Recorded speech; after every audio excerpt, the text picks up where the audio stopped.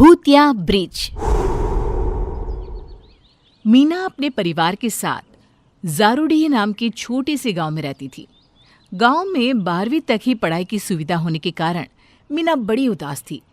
शाम को खेत से लौटकर श्यामल मीना से कहता है, मेरी लाडो रानी को क्या हुआ? इतनी उदास क्यों है?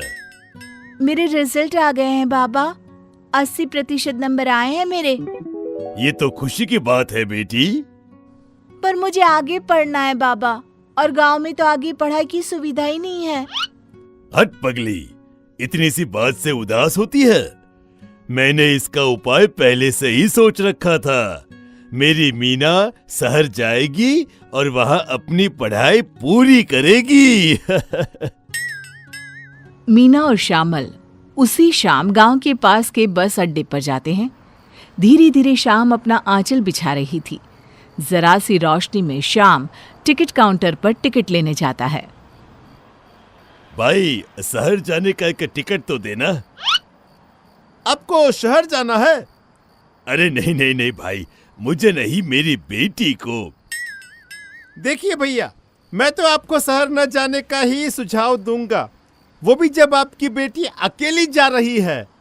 वो देखिए, बस पूरी तरह खाली है, 2-4 लोग ही मुश्किल से शहर जा रहे हैं।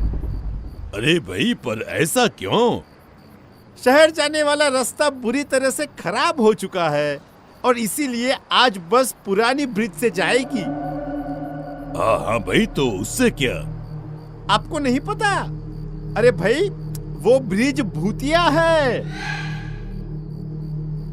आप ये क्या बातें कर रहे हैं अंकल? ऐसा कुछ नहीं होता। बिना कुछ सोचे समझे टिकट लेकर मीना बस में चढ़ जाती है। धीरे धीरे बस शुरू होती है, पर अचानक ही मौसम खराब होने लग जाता है। हे भगवान, सफर शुरू भी नहीं हुआ कि आत्माएं अपना असर दिखाने लगी। बस पुराना ब्रिज पार करवा देना, हे भगवान।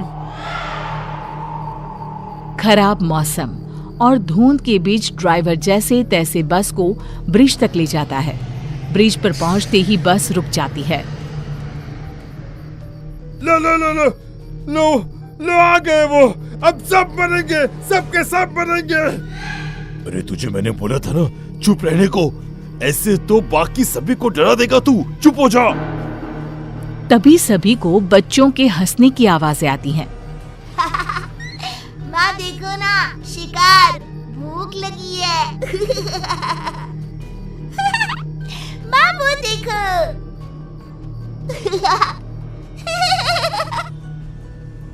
ये किस चीज की आवाज है? ये बच्चे कहाँ से बोल रहे हैं? वो आ गई, वो आ गई। मारो अपने बच्चों के साथ आ गई।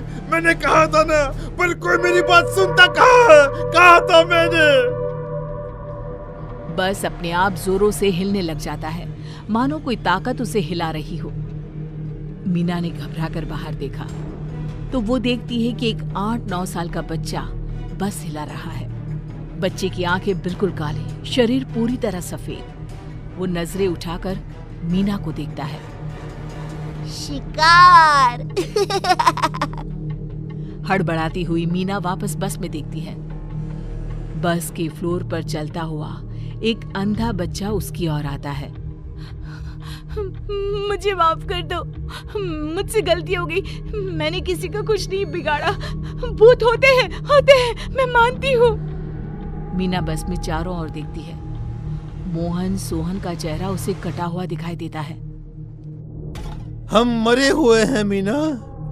इस बस में तुम्हारे और ड्राइवर के अलावा सब मरे हुए हैं। हम इन बच्चों और उनकी माँ के शिकार हुए थे। भाग जाओ मीना, ड्राइवर भैया, भाग जाइए। ये कहते ही मोहन सोहन के अलावा जो 2-4 लोग बस में थे सभी गायब हो जाते हैं। चलो बेटी, यहाँ से भागते हैं। मैं तो काम को लेकर मजबूर था, पर तुझे क्यों आना था इस बस में? ये लोग कौन हैं और हमें क्यों मारना चाहते हैं भैया? बेटी, ये ब्रिज भूतिया है। यहाँ एक औरत और उसकी 2 बच्चों की आत्मा भटकती है। उसका एक बच्चा तो अजन्मा ही है। बहुत बुरी आत्माएं होती हैं बेटा, बहुत बुरी। पर कोई तो कारण होगा, वो लोगों को परेशान क्यों करती है? ऐसे ही तो वो लोगों को नहीं सताएगी। ऐसी आत्माओं के लिए कोई जगह नहीं होती। जहन्नुम में भी इनके लिए जगह नहीं होती। ड्राइवर मीना का हाथ पकड़कर बस से उतरता है और भागना शुरू करता है।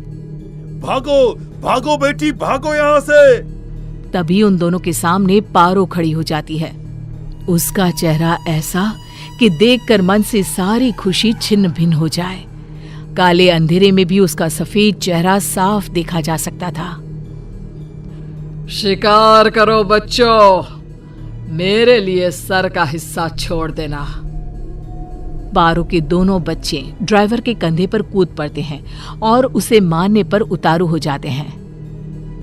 अगली बारी तेरी बच्ची। मार देना हम दोनों को, पर पहले मेरी बात तो सुन लो आंटी। आपकी ये हालत किसने की? मैं आपकी मदद करना चाहती हूँ पारो आंटी। आप क्यों भटक रही हैं? आपके बच्चों की ये हालत किसने की? भले मैं आज मर जाऊं, पर ये जान कर रहूंगी कि एक माँ इतनी बुरी क्यों बन गई। जहां ये ब्रिज है वहीं मेरा घर हुआ करता था। एक कॉन्ट्रैक्टर ने धोखे से मेरे घर के कागजात पर मेरे पति के सिग्नेचर ले लिए और हमारा घर गिराकर ब्रिज बना दिया। कुछ दिनों में मेरे पति की भी मौत हो गई। घर के साथ साथ घर चढ़ाने वाला भी चला गया। गर्भवती हालत में मैं ब्रिज के किनारे ही अपने बड़े बेटे के साथ रहने लगी। फिर एक दिन एक गाड़ी की चपेट में आकर मेरी मौत हो गई। उसके बाद से मैंने कभी किसी गाड़ी को यहाँ से जाने नहीं दिया। अब होगा इंसाफ उस कॉन्ट्रैक्टर का। उसे जेल और आपकी आत्मा को शांति। बहुत हुआ इस मौत का खेल। शायद आज ये बस इस ब्रिज पर आपको आजाद करने ही आई है। इसके बाद मीना गांव वापस लौटकर सारी बातें अपने पापा को बताती है और ड्राइवर श्यामल और मीना कॉन्ट्रैक्टर के काले कारनामों का पता लगाते हैं और न्यूज़पेपर में छपवा देते हैं।